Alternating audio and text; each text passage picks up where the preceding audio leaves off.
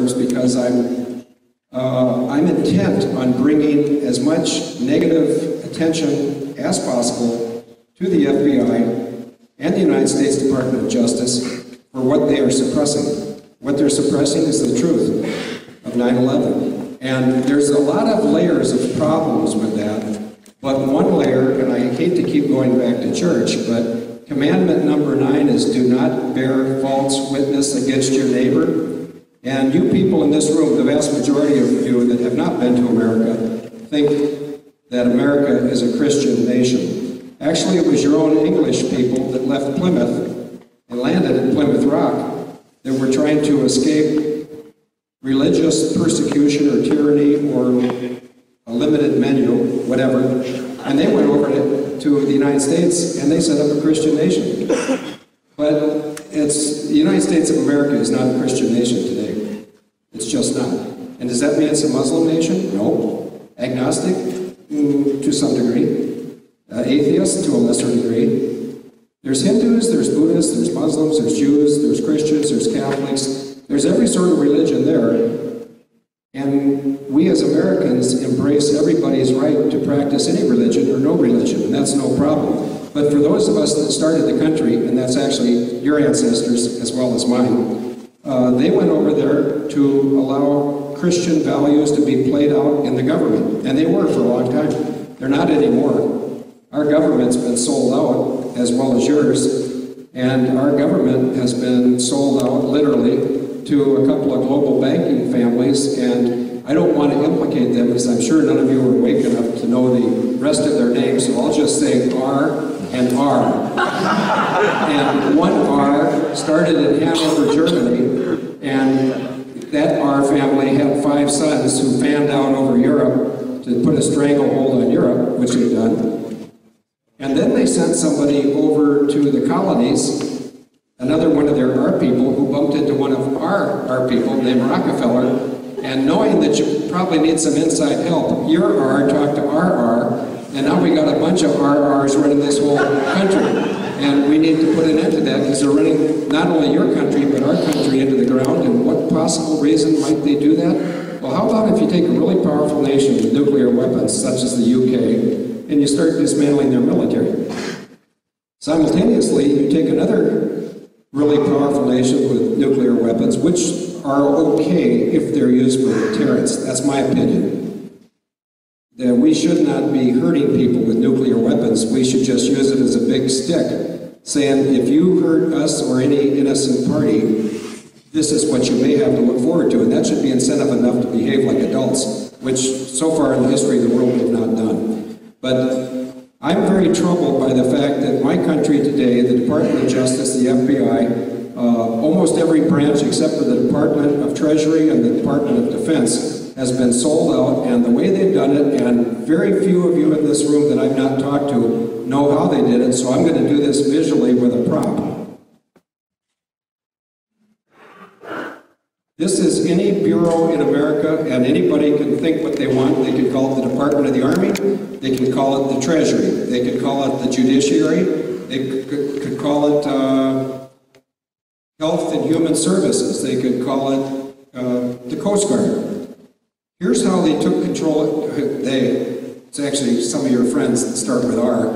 What they did was they came over to the United States of America in 1978. Alex, how's my mic doing? Thanks. No.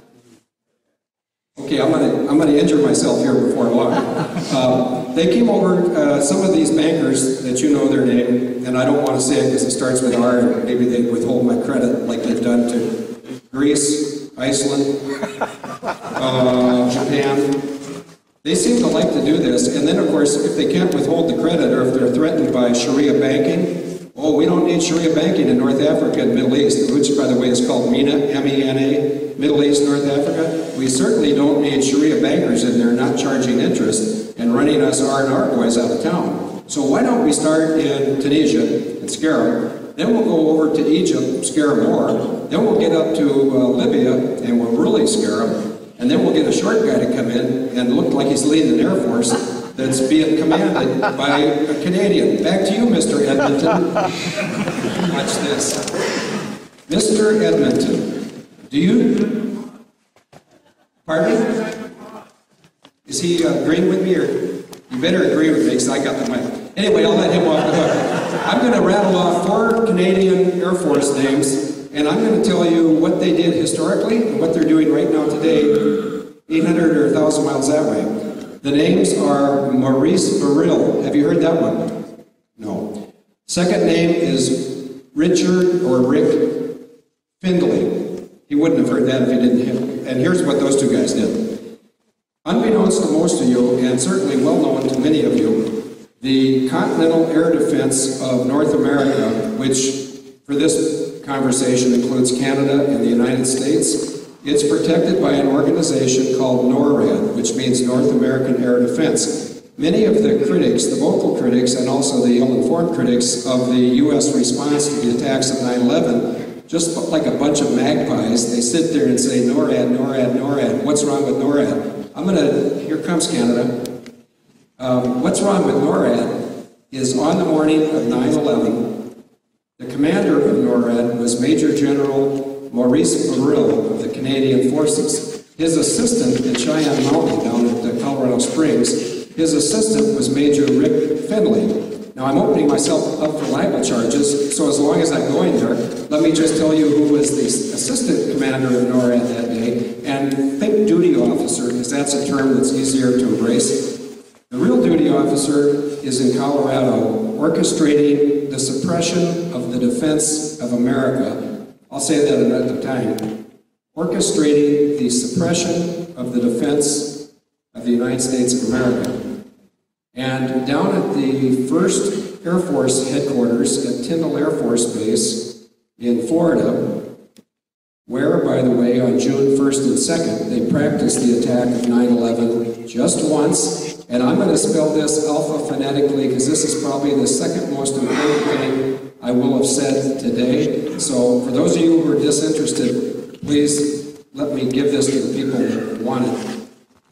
There is a link that you can find by Googling this term, Alpha, Mike, Alpha, Lima, Golf, Alpha, Mike. That first word is amalgam, which means brought together or blended. The second word is Virgo, and I don't talk like that. There are people in certain cities and pockets that talk like that in the U.S., but Virgo is the proper pronunciation. Victor, India, Romeo, Golf, Oscar, amalgam, Virgo, 01. I don't speak languages like Latin, and I don't think anyone else does either. But amalgam Virgo basically means an amalgamated force upon a Virgo. And we have to figure out what they mean by Virgo, if it means a star or if it means something that has not been conquered before. Anyway, amalgam Virgo 01 is a document you can find easily by Googling it. It is the blueprint for the flying attack of 9/11. And I'm sure that at least 70% of you, in your minds now, you're too polite to do it with your heads, but you're going, this can't be true. And it is true. And you'll find that if you Google it. Now, the way they do this is they come up with things that are ostensibly good, that when you switch the red wire to the black lead, the black wire to the red lead, it goes bad. Amalgam Virgo was a air defense exercise where the Canadian Air Force was going to demonstrate to the United States Air Force that the Canadians, acting by themselves with their own technology, could keep the entire 48 contiguous states of the United States of America safe from any unmanned attack of an unmanned flying vehicle, or, and you're not going to believe me until you see it yourself, these guys are so dumb. They put a picture of Osama bin Laden in there in June. Gee, you know, the Americans are really good about attacking themselves and, showing their hands 3 months early. By showing their hands, when they blamed it on Osama, they'd already done it 3 months earlier. They're putting the idea in all of our minds, if you get attacked in 3 months, Osama did it. Well, that's not true. In fact, I want to stop right here as an American Christian and apologize to every Muslim in the world. The Muslims in this world have paid far too great a price for something they never did, and there's so many people, and I'm ashamed to say many of them are my American church-going friends, that still, it's a poor word, but hate. And hate itself is a poor word. But there are unwarranted hard feelings about a group that had nothing to do with 9/11.